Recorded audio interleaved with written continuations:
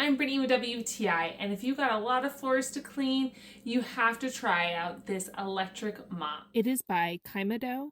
It turns on and off with the touch of a button, also controls the power. All the parts you need are available. It has a handle you can easily attach and adjust so that you can have easier control of the mop when it is running. The handle connects almost kind of like a plug and outlet set up so that the power can be transferred to the brush.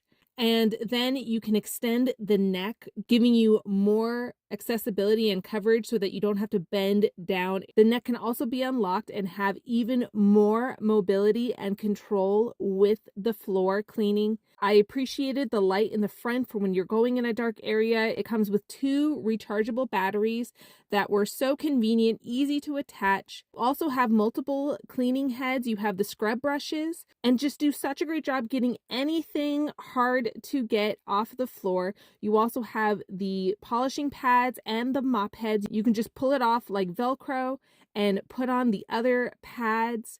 These were so convenient to be able to switch back and forth. You can even use it for your car, sides of walls and baseboards. My favorite feature is that you can fill the head up with any solution, and with just a tap of a foot, you can turn on the liquid chute and turn it off.